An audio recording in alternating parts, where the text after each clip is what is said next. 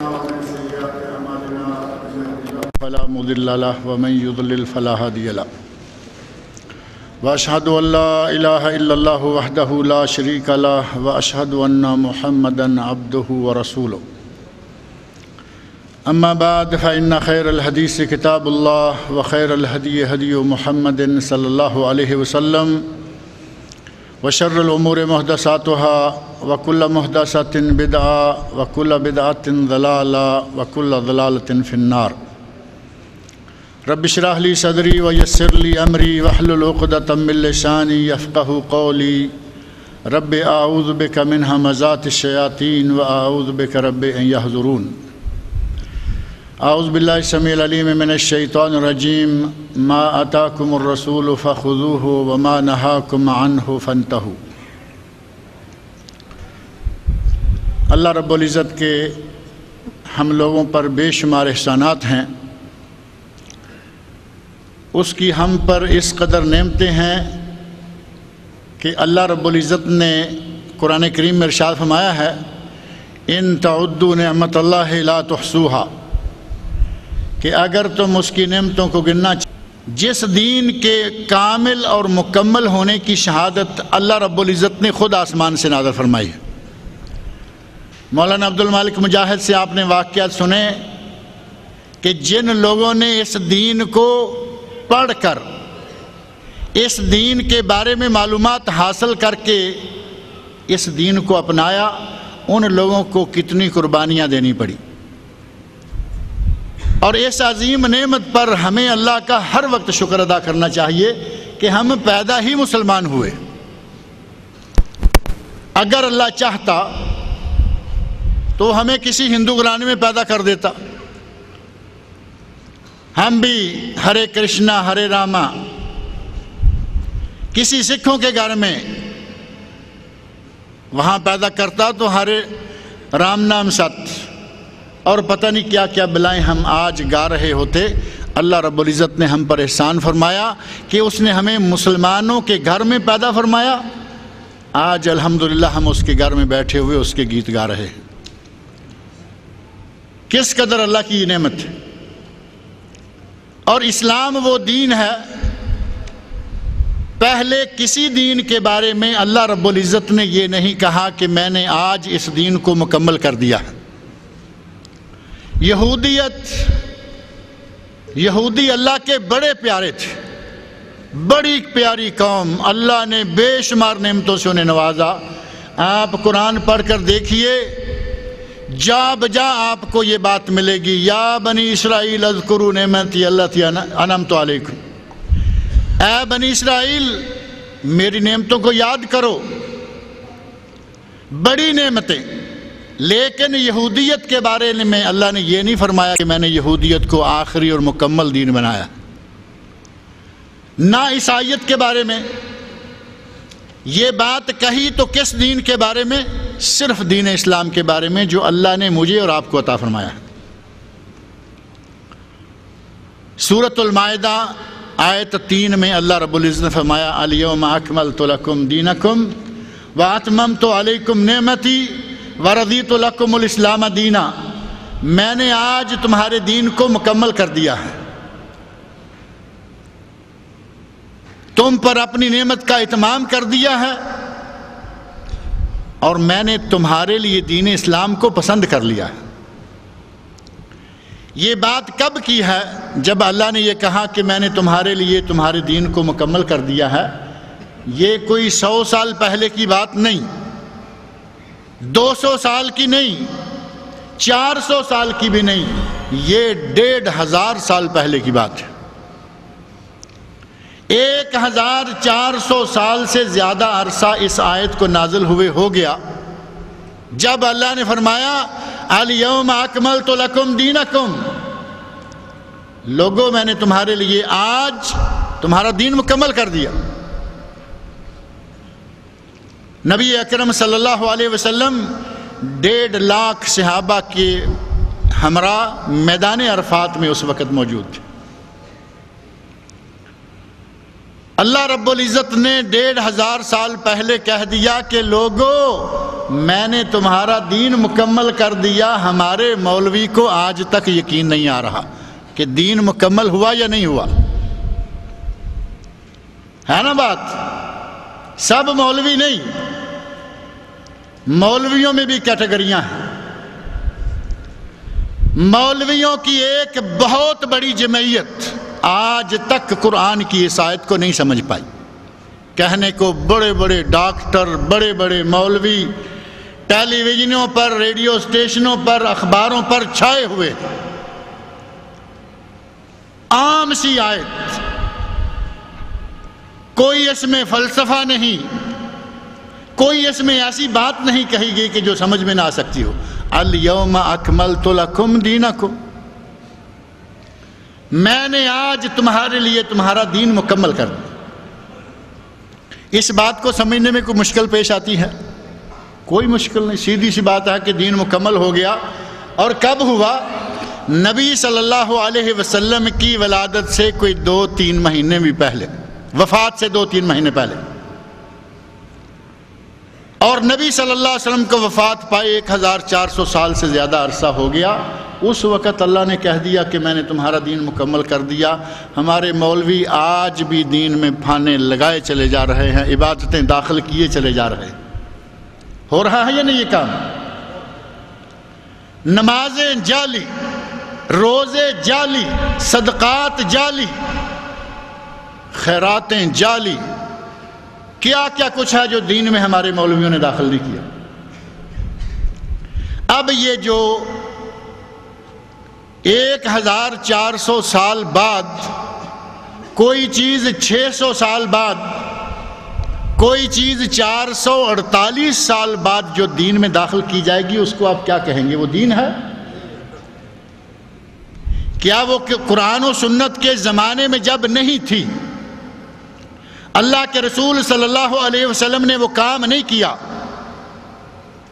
خلفائے راشدین اور صحابہ نے وہ کام نہیں کیا، پہلا 100 سال، پھر 200، 300، 400، ایک کام ہے جو 448 ہجری میں شروع ہوا، اور ہمارے لوگ اتنے زور شور سے اس کام میں شرکت کرتے ہیں۔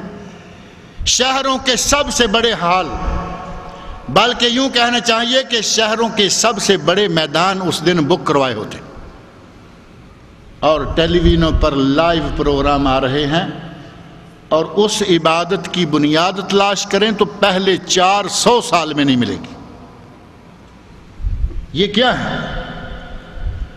شرعی زبان میں، فقہی زبان میں ان چیزوں کو کیا کہا جاتا ہے؟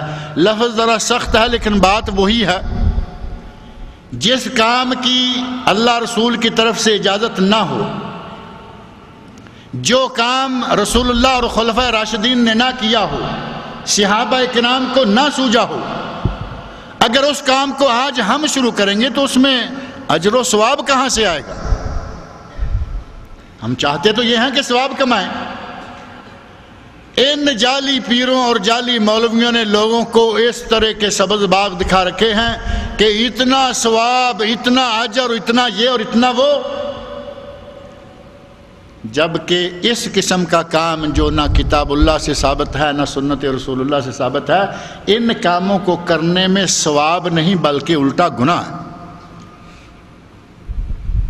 بدعت، آج ہمارا پاکستان اور ہندوستان دونوں کا معاشرہ بدعتوں سے بھرا ہوا ہے۔ اتنا زور ان بدعات کا، نبی اکرم صلی اللہ علیہ وسلم کی سنتیں دھندلاتی جا رہی ہیں، ہماری نظروں سے اوجھل ہوتی جا رہی ہے۔ جعلی نمازیں پڑھنے والے، ان کی مسجد میں اذان ہوگی۔ اب اس مرتبہ آپ اپنے ملک میں جائیے، پاکستان میں، انڈیا میں، مغرب کی اذان ہو اور مغرب کی اذان کے بعد کھڑے ہو کر ذرا 2 سنتیں تو شروع کر کے دکھائیے۔ مغرب کے فرضوں سے پہلے اور اذان کے بعد 2 سنتے ہیں یا نہیں؟ سنت رسول، نبی صلی اللہ علیہ وسلم کے ارشاد سے ثابت عمل، بین کل اذانین صلاۃ، بین کل اذانین صلاۃ، بین کل اذانین صلاۃ لمن شاء، 2 مرتبہ نبی صلی اللہ علیہ وسلم نے فرمایا کہ 2 اذانوں یعنی اذان اور اقامت کے درمیان نماز ہے، وہ چاہے مغرب کی نماز ہو چاہے دوسری کوئی ہو۔ تیسری مرتبہ فرمایا لمن شاء، تاکہ یہ واضح ہو جائے کہ یہ واجب نہیں ہے، فرض نہیں ہے، اگر کوئی پڑھ لے گا تو ثواب ہے۔ پاک و ہند میں کوئی تصور ہی نہیں مغرب کی اذان کے بعد ان سنتوں کا۔ یہاں آپ دیکھتے ہیں مساجد میں الحمدللہ لوگ سنتے پڑھتے ہیں، وقت ہوتا ہے، جو مسنون نمازیں ہیں وہ نظر نہیں آتی، اور جو جعلی نمازیں ہیں وہ ہم نے شروع کر رکھی ہیں۔ اس طرح کی ایک نہیں بہت ساری چیزیں ہمارے معاشرے میں بھری ہوئی۔ ایک مسلمان کی زندگی بچپن سے لے کر وفات تک، ایک اس دور کو دیکھیں، بچپن یا ولادت، جوانی اور شادی اور وفات، یہ 3 مرحلے مسلمان کی زندگی میں ہندوستان پاکستان میں، یہاں نہیں۔ یہاں آج بھی اللہ رب العزت کا بڑا احسان ہے، اہل توحید صحیح العقیدہ لوگوں کا ملک ہے، یہاں آج بھی بدعات جو ہیں دبی ہوئی ہیں۔ اگر کوئی اندر خانے کرتا ہے تو چھپ کر کھل کر، کبھی کسی بدعتی کو یہاں جرأت نہیں ہوئی۔ لیکن ہمارے یہاں بچہ پیدا ہو جائے تو بدعات، بچہ بڑا ہو گیا جوانی میں شادی کریں تو بدعات، اور یہ بڑا ہو کر بوڑھا ہو کر مر گیا تو بدعات۔ تینوں جگہوں پر بدعات جی بھر کر۔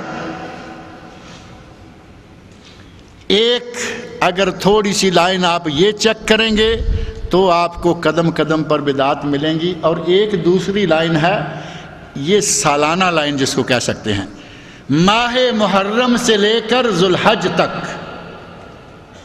کیلنڈر کی لائن، کیلنڈر کی لائن میں بدعات۔ اب کس لائن کو شروع کریں، وقت جو ہے وہ بہت تھوڑا سا ہے۔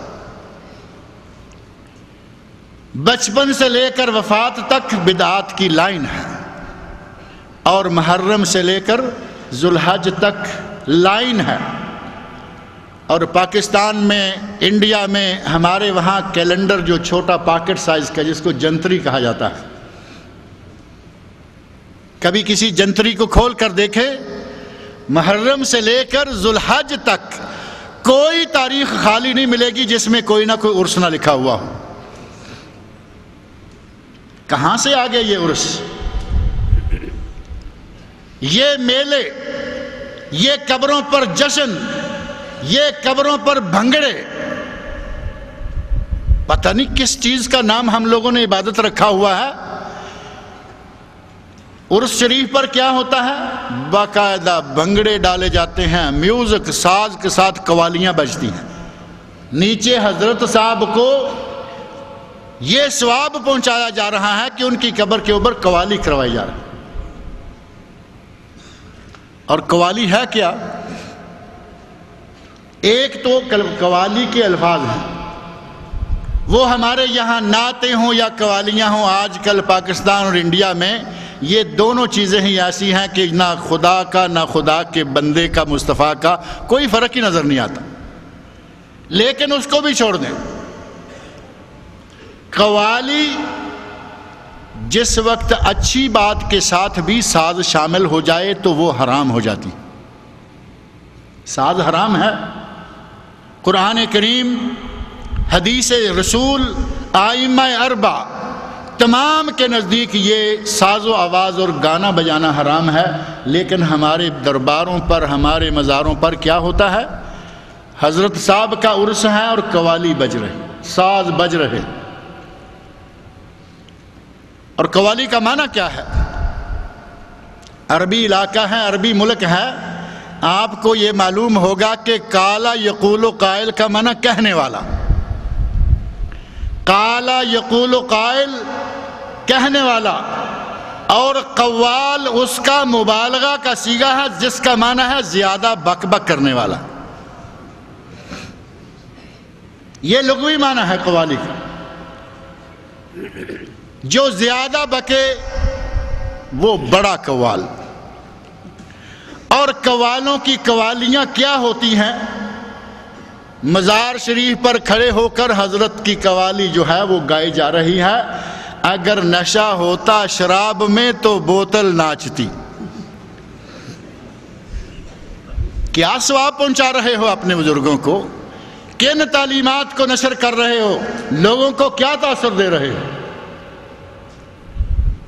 لوگوں کو شراب کی لت لگانے کے لیے بدبخت کہہ رہا ہے اگر نشہ ہوتا شراب میں تو ناچتی بوتل۔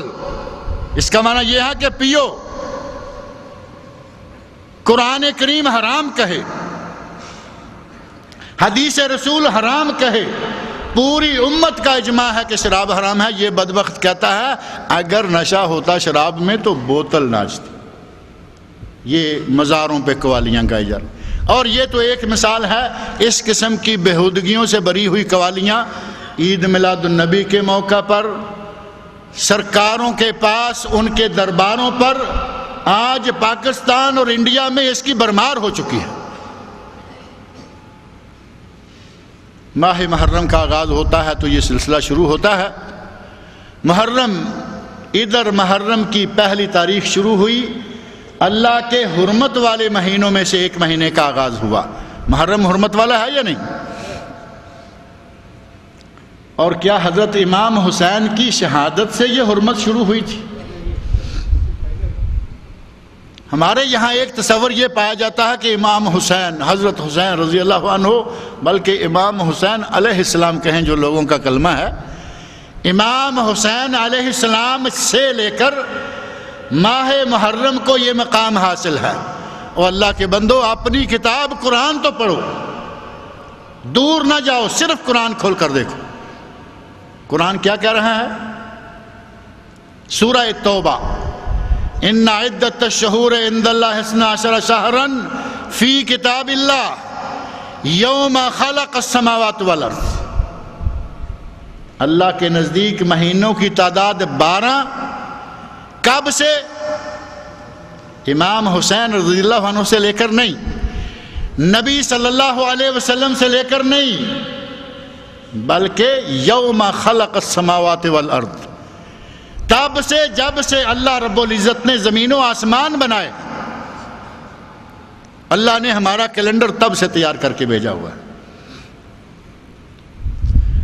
اس آیت میں مہینوں کی تعداد 12 اور آگے فرمایا منہا اربعۃ حرم، ان 12 مہینوں میں سے 4 مہینے حرمت والے ہیں، 4 مہینے عزت والے، برکت والے۔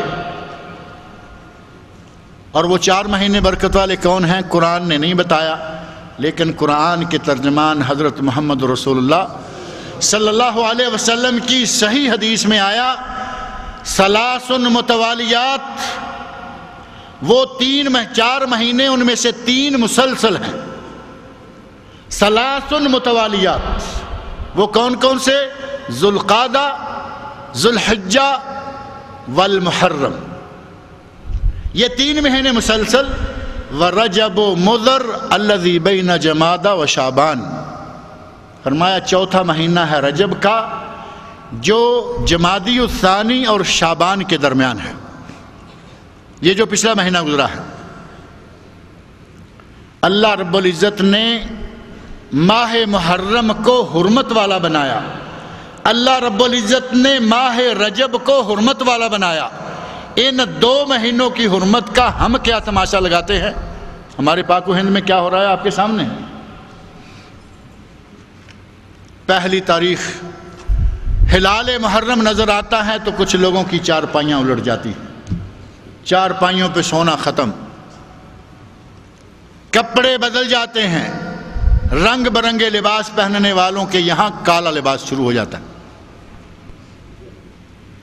یہ ہمارے ہاں یا نہیں؟ محرم کی پہلی تاریخ، مقدس مہینہ، حرمت والا مہینہ اور سال کا پہلا دن، اور ہمارے مسلمان نے اس کے ساتھ یہ حشر کیا کہ کالے کپڑے اللہ رب العزت نے خیر و برکت کے ساتھ نئے سال کا آغاز کیا ہے، خوشی مناؤ، اللہ کا شکر بجا لاؤ۔ سوگ کس بات پر؟ کہیں گے جی یہ مہینہ وہ ہے جس میں حضرت حسین رضی اللہ عنہ نے شہادت پائی۔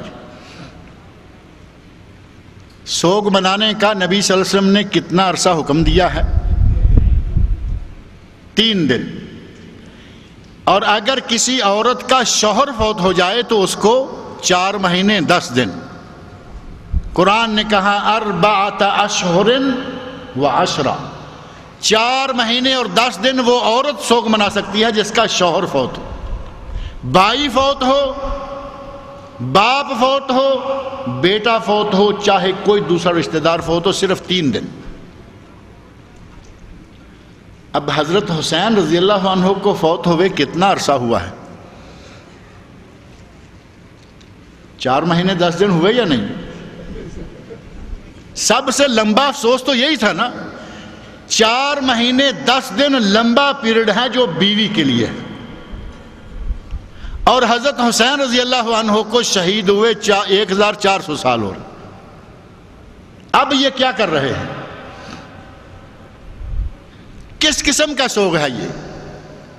اللہ کے رسول صلی اللہ علیہ وسلم کا نواسہ فوت ہوا، اللہ کے رسول صلی اللہ علیہ وسلم کی تعلیمات کو سامنے رکھو، جو کچھ آپ نے فرمایا ہے عمل کرو۔ ان کی بیوی 4 مہینے 10 دن سوگ منائے، دوسرے کسی مسلمان کو اجازت نہیں ہے کہ 3 دن سے زیادہ سوگ قائم رکھے۔ یہ 1500 سال سے سوگ منائے چلے جا رہے ہیں، کالا کپڑا پہنتے ہیں، لگتا ہے کہیں دال میں کوئی کالا ہے۔ آپ کو بھی لگتا ہے یا نہیں؟ مجھے لگتا ہے، میں نے پچھلے عرصہ میں تھوڑا سا قرآن کریم کی بعض آیات پر غور کیا تو مجھے لگا کہ قرآن میں تاریخ انسانیت کا تسلسل یہ بتاتا ہے کہ ہمیشہ جو آدمی جرم کرتا ہے وہی روتا ہے، وہی پیٹتا ہے، وہی ماتم کرتا ہے۔ قرآن کریم حضرت آدم علیہ السلام کے بیٹوں کا میں مختصر سا تذکرہ کرتے ہوئے گزر جاتا ہوں۔ حضرت آدم علیہ السلام کے بیٹوں میں سے ایک نے دوسرے بھائی نے بھائی کو قتل کر دیا، قرآن کریم میں واقعہ موجود ہے۔ قابیل نے حابیل کو قتل کر دیا اور پھر اس کی لاش کو کندھے پہ لاد کر روتا پھر رہا ہے، قرآن نے ذکر کیا ہے، یا ویلتا میں ہلاک ہو گیا، باپ اپنے بھائی کو قتل کر بیٹھا ہوں، اب میں کیا کروں؟ اللہ رب العزت نے 2 کوے بھیجے۔ قرآن کریم نے بڑا صاف طور پر بتایا، 2 کوے بھیجے، ایک کوے نے دوسرے کو مارا، زمین میں گڑھا کھودا، اس میں بند کیا، اوپر مٹی ڈال دی۔ یہ کہتا ہے کہ مجھے افسوس کہ میں اس پرندے سے بھی گیا گزرا ہوں کہ اس نے تو اپنے بھائی کو مار کے دفن کر دیا، میں اتنا بھی نہیں کر سکتا تھا۔ مارا بھی خود، افسوس بھی خود کیا۔ تھوڑا آگے آ جائیں، حضرت یوسف علیہ السلام کا واقعہ ہے۔ حضرت یوسف علیہ السلام کو ان کے بھائیوں نے قتل تو نہیں کیا تھا، لیکن قتل کا ڈھونگ تو رچایا۔ ان کی قمیص پر خون لگا کر اپنے باپ کے پاس لے کر آ گئے۔ قرآن پڑھ کر دیکھیں، سورہ یوسف آیت نمبر 16 کھول کر دیکھیں کہ کیا کہہ رہے ہیں بھائی۔ قرآن نے بتایا، جاؤ اباہم عشاء یبکون، جاؤ اباہم عشاء یبکون، یہ جنہوں نے کہا کہ یوسف کو بھیڑیا کھا گیا، انہوں نے خود اپنے ہاتھوں سے یوسف علیہ السلام کو کنویں میں ڈالا، روتے ہوئے باپ کے پاس آ کے کہتے ہیں کہ یوسف جو ہے وہ مارا گیا ہے۔ یہ قرآن میں آنے والے واقعات ہیں، لیکن توجہ کی تھوڑا سا غور سے پڑھنے کی ضرورت ہے۔ قرآن بتا رہا ہے کہ انہوں نے یوسف کو خود کنویں میں ڈالا اور خود روتے ہوئے آئے۔ اور ایک واقعہ قرآن کریم کی سب سے بڑی سورت سورۃ البقرہ، جو اس کے نام کا اصل سبب بھی ہے۔ بقرہ کا معنی گائے، یہاں ہوتے ہوئے یہ بھی تو فائدہ ہے نا کہ یہاں ہمیں معلوم ہے بقرہ کس کو کہتے ہیں، بقرہ، بقرہ یا بقرہ گائے۔ اور سورۃ البقرہ کا نام ہی صرف اس لیے سورۃ البقرہ ہے، کہ اس میں اللہ رب العزت نے ایک جگہ بنی اسرائیل کا ایک واقعہ ذکر فرمایا جس میں گائے کا ذکر ہے.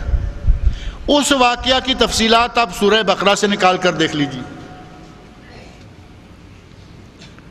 اس واقعہ میں بھتیجے نے اپنے چچے کو قتل کیا.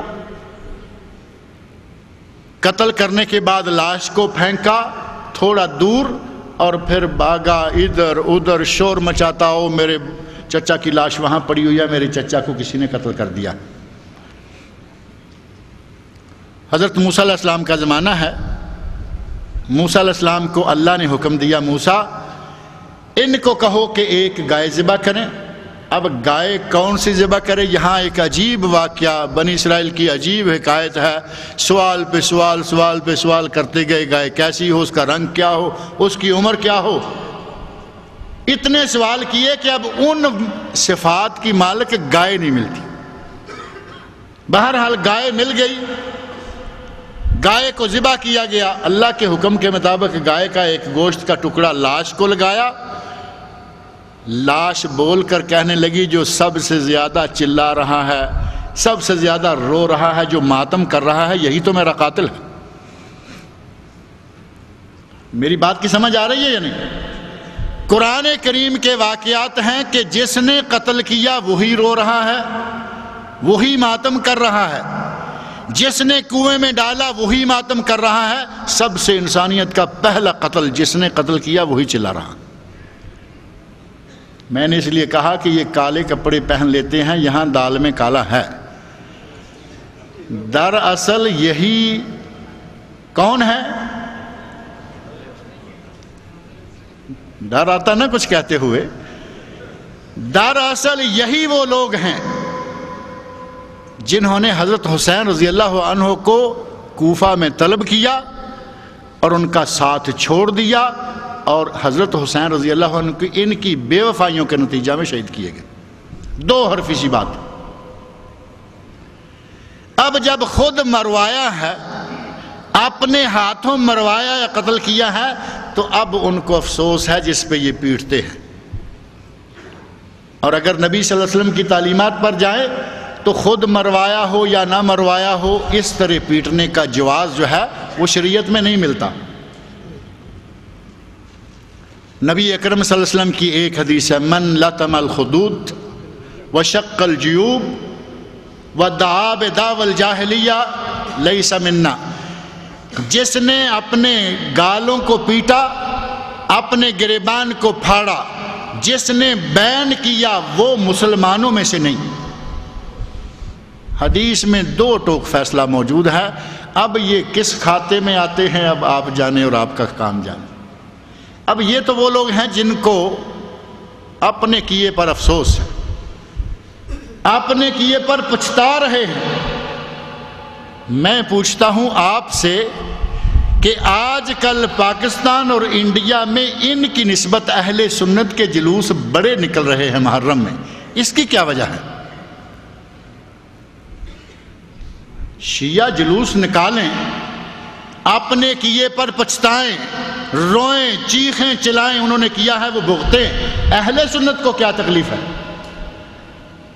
پاکستان کے شہر ملتان میں اور پتہ نہیں کتنے شہروں میں, انڈیا میں اور پاکستان کے دوسرے شہروں میں, اتنا بڑا تعزیہ شیعہ کا نہیں ہوتا جتنا بڑا تعزیہ ہمارے اہل سنت نکالتے ہیں. کہنے کو یہ لوگ ہیں جو اپنے آپ کو کہتے ہیں کہ ہم عاشقان رسول ہیں. کہاں کا عشق ہے یہ, کہاں کی محبت ہے؟ وہ تو اپنے گناہ کو رو رہے ہیں, اپنے آپ کو پیٹ رہے ہیں کہ ہم سے کیا ہو گیا, تمہیں کیا ہو گیا, تم کیوں یہ کام کر رہے ہو. لیکن ہمارا ایک عجیب سا رویہ ہے, ادھر ادھر سے کوئی بھی بات آئے ہم وہ قبول کر لیتے ہیں, وہ مان لیتے ہیں. قرآن و سنت کہیں وہ ہمارے ایک کان میں داخل ہوئی, دوسرے سے نکل گئی, عمل کوئی نہیں. لیکن دائیں سے آئے بائیں سے آئے فوراً قبول کر لیں گے. شیعہ نے یہ کام شروع کیے, ہمارے اہل سنت نے بھی کر لی. عیسائیوں نے 25 دسمبر کو کرسمس منائی. ہمارے مسلمانوں نے ایک کام تو یہ کیا کہ اپنے نبی کی کرسمس بنا دی. 12 ربیع الاول کیا ہوتا ہے؟ نبی اکرم صلی اللہ علیہ وسلم کا عید میلاد کا جشن منایا جاتا ہے. اور عیسائی جو ہیں وہ کیا کرتے ہیں؟ 25 دسمبر کو وہ بھی کرسمس اسی کھاتے میں ملاتے. ہمارے مسلمانوں نے ایک تو ان سے یہ لیا، پھر عیسائیوں کو کہتے ہیں میری کرسمس، ہیپی کرسمس. عیسائیوں کو مبارکیں دے رہے. اور اگر پوچھیں گے کہ بھائی تم ان کو کیوں مبارک دے رہے ہو، تو کہیں گے جی مروت کا تقاضا ہے.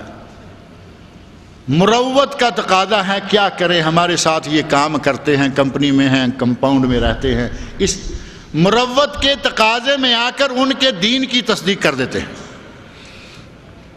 اور ہم بظاہر اس کو معمولی بات سمجھتے ہیں.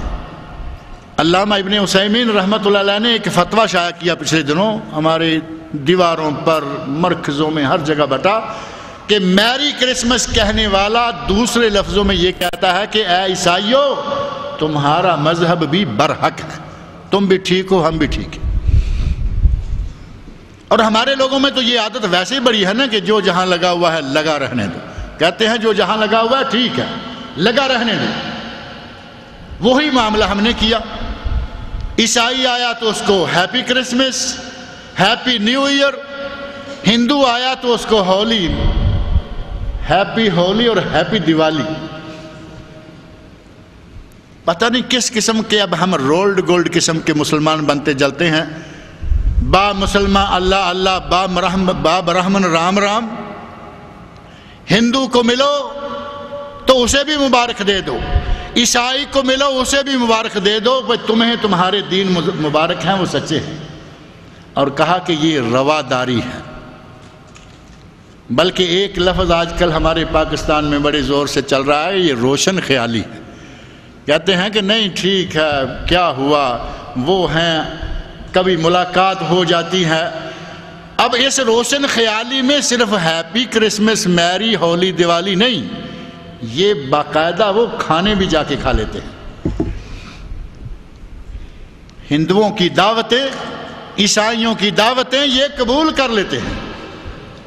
میرے بھائی کس قسم کا اسلام لے کے آج ہم جی رہے ہیں؟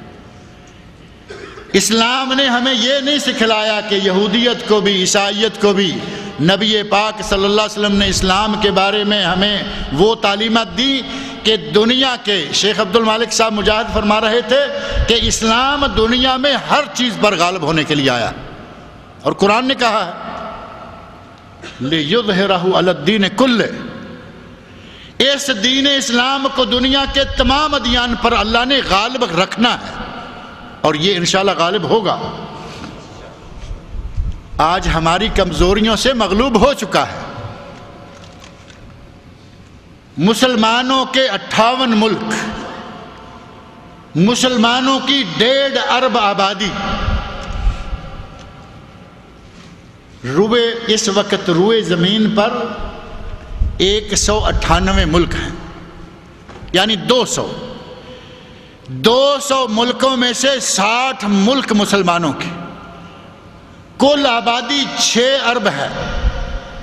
6 ارب آبادی میں سے 1.5 ارب مسلمان، 1/4 ہم، 1/4 ہم. لیکن کافروں کے ہاتھوں ہم مغلوب ہیں. میں نے ایک جملہ بالکل شروع میں ہی کہا تھا کہ ایک تو مسلمانوں کا داخلی اختلاف ہمیں لیے جا رہا ہے، وہ مقامی سطح پر، ملکی سطح پر اور عالمی سطح پر. اور دوسری سب سے بڑی بات جس کی ہمیں مار پڑ رہی ہے وہ ہے ہمارا اللہ سے تعلق ختم ہو جانا یا ہمارا اللہ سے دور ہو جانا. اتنے ہم مسلمان ہیں لیکن مغلوب ہیں. ایک دن آئے گا انشاءاللہ اسلام غالب ہوگا. اسلام کو اللہ نے دنیا کے تمام مذاہب پر، تمام ادیان پر غالب کرنے کے لیے بھیجا ہے. الاسلام یعلو ولا یعلی علیہ، اسلام غالب آتا ہے، اس پر کوئی دین غالب نہیں آ سکتا. مسلمان اپنے دین کو کیا سمجھا ہے؟ عیسائی کے لیے بھی مبارکیں دیتا پھرتا ہے، ہندو کے لیے بھی مبارکیں، اور پھر روشن خیالی کا ڈنڈورا پیٹتے ہیں۔ نبی صلی اللہ علیہ وسلم نے ہمیں اس انداز کی تعلیمات دی کہ مسلمان اور کافر ایک راستے میں اگر کراسنگ آ جائے، ایک طرف سے مسلمان دوسری طرف سے کافر، فرمایا اچھے طریقے سے کافر کو مجبور کر دو کہ وہ راستے سے نیچے اترے۔ بات کو سمجھ رہے ہیں؟ پگڈنڈی چھوٹی سی، راستہ چھوٹا سا، ایک آدمی گزر سکتا ہے۔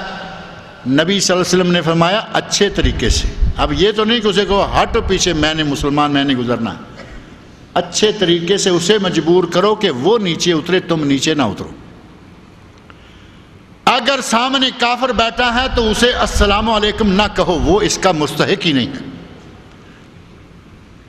اگر کافر تمہیں السلام علیکم کہے تو اسے وعلیکم السلام کہو اور بس، اس سے زیادہ نہیں، کیونکہ اس دین اسلام کے ماننے والوں کے لیے سلامتی ہے، ان دین اسلام کے ماننے والوں کے لیے عزت ہے۔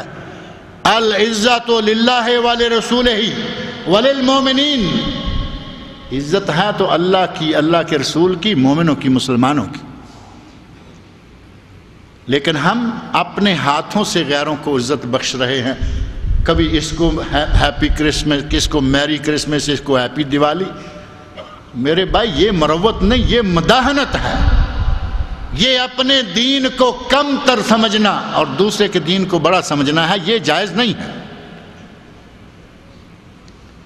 محرم کے شروع میں یہ حرکتیں، اور آگے گزر جائیں گے تو ربیع الاول آ جائے گا، پھر ہمارے مسلمان کیا کیا کچھ کر رہے۔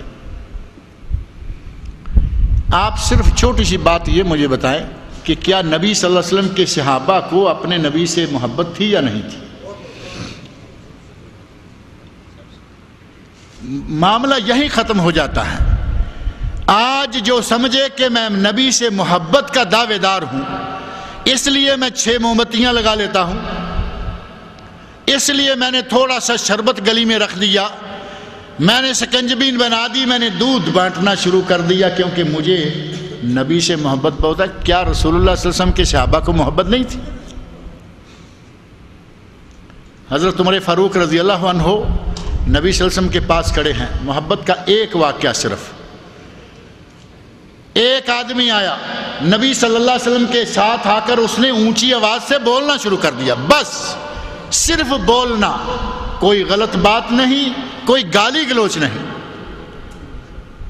حضرت عمر فاروق رضی اللہ عنہ رنگ سرخ ہونا شروع ہو گیا، غصے سے ہونٹ کانپنے لگے۔ نبی اکرم صلی اللہ علیہ وسلم کی نگاہ مبارک حضرت عمر کی طرف گئی، دیکھا ہونٹ کانپ رہے ہیں، رنگ سرخ ہو چکا ہے، اور ذرا نگاہوں کو نیچے دیکھا تو ہاتھ حضرت عمر فاروق کا ہاتھ تلوار کے دستے پر ہے۔ نبی صلی اللہ علیہ وسلم فوراً بانپ گئے کہ میرا محبوب اس وقت بڑے غصے میں۔ نبی صلی اللہ علیہ وسلم پوری کائنات کے محبوب اور حضرت عمر فاروق نبی کے محبوب، سارے صحابی نبی صلی اللہ علیہ وسلم کے مرید، اور عمر فاروق نبی صلی اللہ علیہ وسلم کی مراد، دعائیں مانگ مانگ کر لیا۔ جیسے ہی دیکھا کہ فاروق کا ہاتھ تلوار کے دستے پر ہے، فوراً فرمایا عمر نہیں، عمر نہیں، عمر نہیں۔ فرمایا یا رسول اللہ میں صرف آپ کی وجہ سے اب تک رکا ہوا ہوں، اگر مجھے آپ کے مقام کا خیال نہ ہوتا اس گستاخ کی گردن کٹ چکی ہوتی۔ وہاں تو اتنی محبت کرنے والے لوگ موجود ہیں کہ کسی کو نبی کے خلاف تھوڑا سا اونچی زبان سے بولنے کی اجازت دینے کو تیار نہیں۔ کیا ان کے پاس 6 7 10 20 50 موم بتیاں جلانے کی توفیق نہیں تھی؟ پیسہ نہیں تھا؟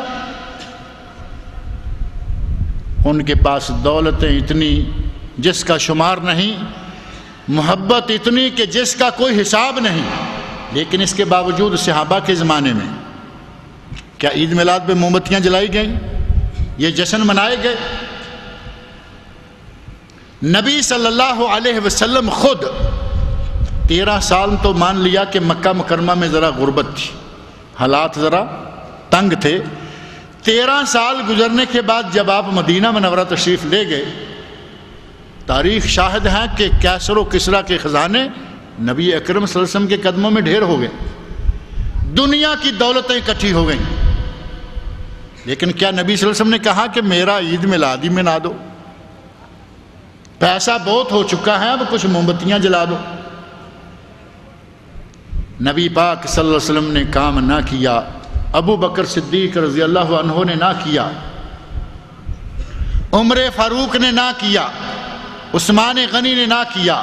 نبی اکرم صلی اللہ علیہ وسلم کے داماد، چچا زاد، خاندان کے فرد حضرت علی ابن ابی طالب رضی اللہ عنہ نے یہ کام نہیں کیا، کسی نے نہیں کیا۔ آج ہمارے پاکستان میں، انڈیا میں محبت رسول کا معیار ہی یہ بن گیا کہ سال کے بعد ضرور کچھ نہ کچھ عید میلاد میں حصہ ڈالنا، اور یہ عید میلاد بھی اسی طرح جس طرح عرس پہ جو کچھ ہوتا ہے وہی آپ سنیں، قوالیاں بازاروں میں لگی ہوئی ہیں، بلکہ اس موقع پر بھنگڑا ڈالنا لوگ اپنا شاید عین فرض سمجھتے ہیں۔ قوالیاں، جھومنا، بھنگڑے ڈالنا، اور یہ نبی پاک صلی اللہ علیہ وسلم کے ساتھ محبت کا اظہار کیا جا رہا ہے۔ اور تھوڑا آگے گزر جائیں، اس مہینہ سے پیچھے ہٹ جائیں، ذرا ماہ رجب کو دیکھ لیں مختصر انداز سے۔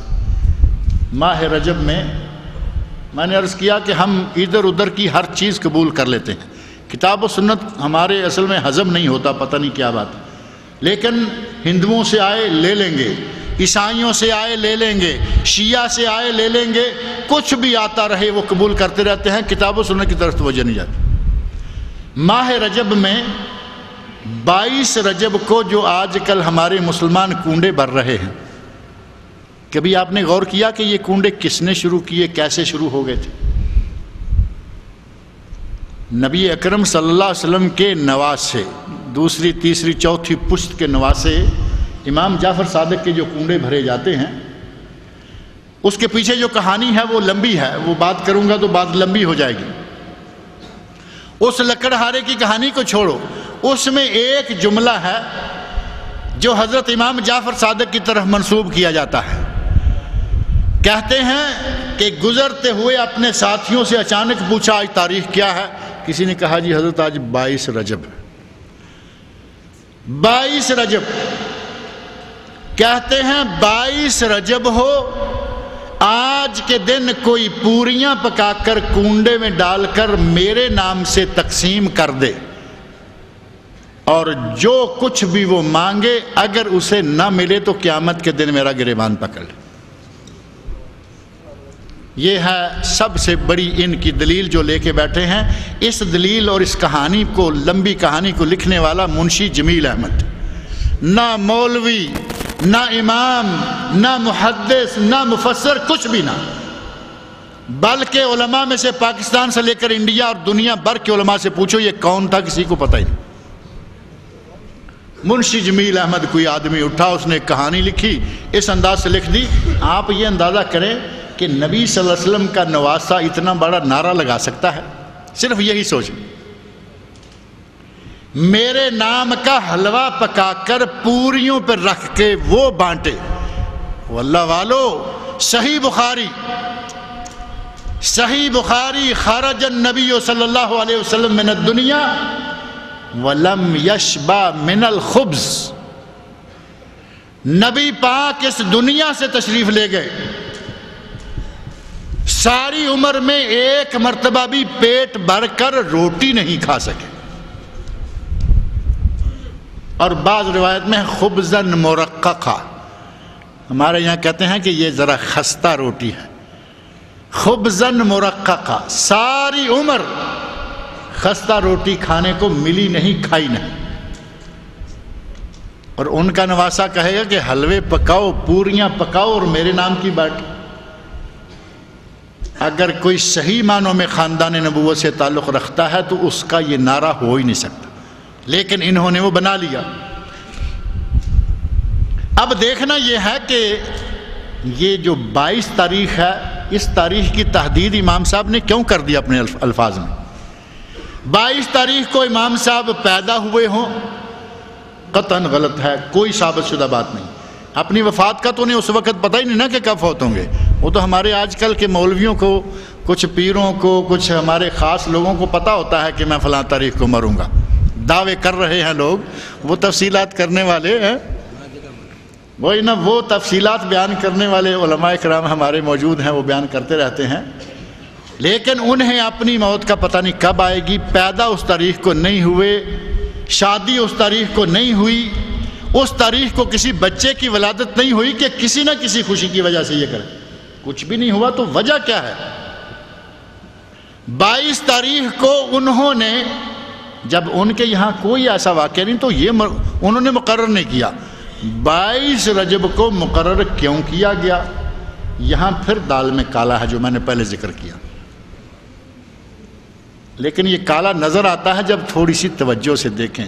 جب پوریاں آ رہی ہیں تو کہا کھاؤ، تو وہ کالا کہاں نظر آئے گا؟ حلوہ پکا پکایا آئے تو کیا ہمیں کیا ضرورت ہے مین میخ نکالنے کی، بال کی کھال نکالتے پھریں کہ کہاں سے آیا، کیوں آیا؟ حلوہ ہے، کھاؤ۔ اور ہم تو ویسے ہی مولوی لوگ تو ویسے ہی حلوہ کھانے میں بدنام ہیں، کھاتی ساری دنیا ہے۔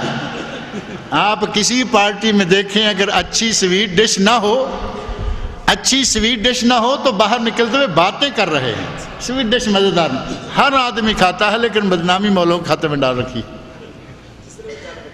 حلوہ آتا کسی کو برا نہیں لگتا، لیکن یہ کالا کہاں ہے؟ میں وہ کالا نقطہ آپ کے سامنے رکھنا چاہتا ہوں تاکہ بات ذرا واضح ہو جائے۔ 22 تاریخ کو نہ ولادت امام جعفر صادق، 22 تاریخ کو نہ شادی امام جعفر صادق۔ 22 تاریخ کو کیا ہوا تھا؟ نبی اکرم صلی اللہ علیہ وسلم کے کاتب وحی، یہ نقطہ ذرا ذہن میں رکھنے والا ہے۔ 22 رجب کو نبی صلی اللہ علیہ وسلم کے کاتب وحی، نبی صلی اللہ علیہ وسلم کے برادر نسبتی، اب دیکھیں نسبتیں کتنی اس انسان کی، نبی اکرم صلی اللہ علیہ وسلم سے تعلقات کتنے ہیں۔ کاتب وحی جو صحابہ میں سے صرف چند لوگ تھے، عظیم شرف کے مالک، قرآن نازل ہوتا نبی اکرم صلی اللہ علیہ وسلم کہتے کہ میرے بھائی اس کو لکھ لو، جو آدمی یہ قرآن لکھتا وہ کاتب وحی ہوتا تھا۔ یہ کاتب وحی ہیں، یہ نبی صلی اللہ علیہ وسلم کے برادر نسبتی ہیں، جسے ہم سالہ صاحب کہتے ہیں۔ سالے کا کتنا مقام ہے ہمارے یہاں سب کو معلوم ہے، تفصیل میں جانے کا وقت نہیں ہے۔ نبی کے سالے، نبی کے کاتب وحی اور نبی کے صحابی، یہ 3 نسبتیں ہو گئی، صحابی بھی ہیں، سالے بھی ہیں، کاتب وحی بھی ہیں۔ کون ہیں؟ حضرت امیر معاویہ رضی اللہ عنہ۔ 22 رجب کو حضرت امیر معاویہ رضی اللہ عنہ کی وفات ہوئی تھی۔ ان کی وفات کی خوشی نے اس پارٹی نے حلوے بانٹے، شیرینیاں بانٹی، خوشیاں منائیں۔ اور خوشیاں کیوں منائیں؟ ان حضرت کا جرم کیا ہے؟ ان کا گناہ صرف یہ ہے کہ یہ یزید کے والد ہیں۔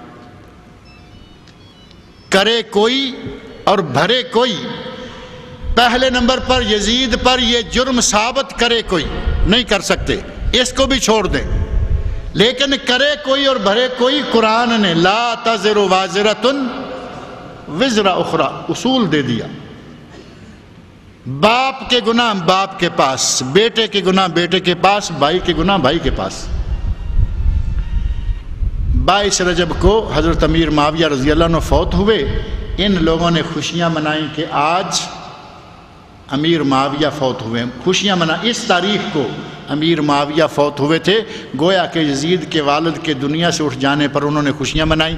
اب انہیں تو خوشی ہو سکتی ہے کیونکہ انہوں نے واقعہ کربلا کا سارا کھاتا جو ہے وہ حضرت امیر معاویہ کے بیٹے کے کھاتے میں ڈالا، اسی حوالے سے امیر معاویہ کو بھی برا بھلا کہا۔ اب اہل سنت کو کیا تکلیف ہے کہ وہ یہ حلوے بانٹ رہے؟ میں پوچھنے میں حق بجانب ہوں یا نہیں؟ بھائی وہ تو بانٹیں، ان کو تو خوشی ہوئی کہ یزید کا والد مرا، ہمیں کس بات کی خوشی ہے، یا ہمیں اہل سنت کو کیا تکلیف ہے کہ یہ کام کر رہے ہیں؟ ہمیں اپنے گریبان میں جھانکنا چاہیے، دیکھنا چاہیے۔ پھر یہ کنڈے وہ بلا ہے جس کے بارے میں ایک جملہ بڑا مشہور ہے، کہتے ہیں کہ یہ اندر ہی اندر پکتے ہیں، اندر ہی اندر بٹتے ہیں اور اندر ہی اندر کھائے جاتے ہیں۔ میں نے ایک مرتبہ ریڈیو ام القوین سے ایک مرتبہ کہہ دیا کہ اللہ کرے کہ یہ پکانے والے بھی اندر ہو جائیں۔ یقین میں نے ریڈیو سے میں نے کہہ دی یہ بات۔ جب اتنی اندر کی بات ہے، اتنی یہ در پردہ، اگر کوئی حلال کام ہے تو اس کو در پردہ کیا بات ہے؟ زکوٰۃ ہے، یہ ہے، وہ ہے، ساری دنیا تقسیم ہوتی ہے۔ اگر اتنی ہی اندر کی بات ہے تو ضرور کوئی اور بات ہے۔ یہ یہاں پھر بھی وہ دال میں کالا موجود ہے۔ میرے بھائی، ہمارے پاکستان میں، انڈیا میں اس قسم کے کام بہت سارے چل رہے ہیں، کہیں نمازوں کے نام سے، کہیں زکوٰۃوں کے نام سے، کہیں خیراتوں کے نام سے، کہیں جشنوں کے نام سے۔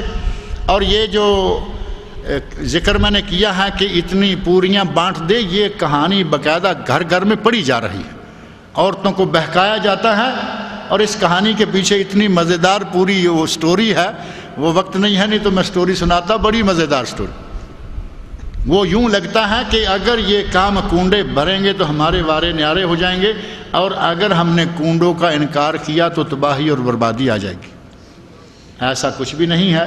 کبھی ہمارے وہ پرچہ آ جاتا ہے کہ 30 کاپیاں کر کے بانٹوں، اگر 30 کاپیاں نہ کیں تو نوکری جائے گی، 30 کاپیاں نہ کیں تو بربادی آ جائے گی، یہ ہو جائے گا۔ دنیا میں سب سے مقدس ترین اگر کوئی کتاب ہے تو وہ قرآن کریم ہے۔ اس قرآن سے بڑھ کر تو دنیا میں کوئی مقدس کا ورق نہیں ہوگا۔ آج تک آپ نے کہیں دیکھا ہو کسی نے قرآن کا ایک ورق فوٹو بنا کے بانٹا ہو، ترجمہ بھی لکھا ہوا ہو، اور کہا ہو کہ اگر 30 کاپیاں بانٹو گے تو ثواب، اور اگر نہ بانٹو گے تو یہ اور وہ تباہی آئے گی؟ کبھی دیکھا ہے؟ اگر بات بھی شروع کی تو کسی شیخ احمد کو اٹھا لیا اور کہا کہ یہ مسجد نبوی کے خادم تھے اور یہ تھے وہ تھے۔ سعودی عرب کے مفتی اعظم علامہ ابن باز رحمۃ اللہ علیہ نے مستقل ایک رسالہ لکھا، مستقل ایک رسالہ لکھا۔ اس میں انہوں نے ذکر فرمایا کہ پوری مسجد نبوی کی تاریخ موجود ہے، کب کب کون کون اس کا خادم آ رہا ہے۔ آج تک مسجد نبوی کے خادموں میں سے شیخ احمد نام کا کوئی آدمی گزرا ہی نہیں۔ عجیب قسم کی باتیں، جو بنیاد نہیں ہوتی اس کو یہ اپنا دین بنا لیتے، بنیاد بھی نہیں۔ اب یہ 15 شعبان کا حلوہ ہے، مولانا کہہ رہے ہیں کہ اذان کا ٹائم ہو گیا ہے، حلوے پہ بات ختم کریں گے۔ 15 شعبان کے حلوے کو کھانے والے اور کھلانے والے کہتے ہیں نبی پاک صلی اللہ علیہ وسلم کے دانت ٹوٹے تھے، دندان مبارک شہید ہوئے تھے، اس لیے آپ نے حلوہ پکایا اور ہم نے اسی پہ کھانا شروع کر دیا۔ اب میں نے چند دن پہلے بھی ایک جگہ بات کہی تھی، نبی پاک کے دانت ٹوٹے، آپ نے حلوہ کھایا، اپنے دانت تڑواؤ اور حلوہ کھاؤ، کوئی نہیں اس طرف آئے گا۔ آپ نے جنگ احد میں جنگوں میں شرکت کی، زخم اٹھائے، مشرکین سے جنگیں کی، آپ اپنے گھروں کے اندر مزے سے بیٹھے ہوئے حلوے کھاتے ہیں۔ اور پھر ایک نقطہ یہاں بھی ذہن میں رکھیں، حلوہ خوری میں ہوش بھی بھول جاتی ہے۔ حلوہ خوری میں یہ کھیر کھانے والوں کو ہوش بھی نہیں رہتا۔ تاریخ کھول کر دیکھ لیں کہ غزوہ بدر کب ہوا۔ غزوہ بدر ماہ شوال میں ہوا۔ بات سمجھ رہے ہیں یہ نہیں؟ غزوہ احد جس میں دانت ٹوٹے ہیں، غزوہ احد ماہ شوال میں ہوا، دندان مبارک ماہ شوال میں شہید ہوئے، اور یہ حلوہ شعبان کو کھا رہے ہیں، 15 شعبان۔ یہ ہیں جو لہو لگا کر اپنے آپ کو شہید کہلوانے والے، اور یہ ہیں دودھ پینے والے مجنوں۔ اللہ رب العزت مجھے اور آپ کو صحیح دین کی سمجھ عطا فرمائے۔ ہمارے اس قسم کے ملاؤں نے دین میں اتنا کچھ داخل کر دیا ہے۔ صحیح بات ہے کہ عقائد کی بدعتیں اور اعمال کی بدعتیں اگر صرف ایک لسٹ بنائی جائے تو ایک درس کے لیے صرف آپ بدعتوں کے نام لیتے ہیں۔ بنگلور سے کتاب چھپی ہے، اس کو ہم ہی نے ایڈٹ کیا ہے، علامہ عزیز یوسف جی کراچی کے رحمۃ اللہ علیہ، انہوں نے لکھی تھی بدعت کا تعارف، اس میں 100 بدعتیں ہیں، چھوٹی سی کتاب ہے، بنگلور والوں نے چھاپی ہے توحید پبلیکیشن کی طرف سے، وہ آپ کو انشاءاللہ یہاں سے بھی مل سکتی ہے۔ ایک صرف لسٹ پڑھ کر دیکھیں کہ ہمارے یہاں کیا کیا کچھ ہو رہا ہے۔ اللہ رب العزت سے دعا ہے کہ وہ صحیح دین سمجھنے کی توفیق عطا فرمائے، کتاب اللہ اور سنت رسول پر عمل کرنے کی توفیق عطا فرمائے۔ اقول قولی ھذا واستغفر اللہ لی ولکم۔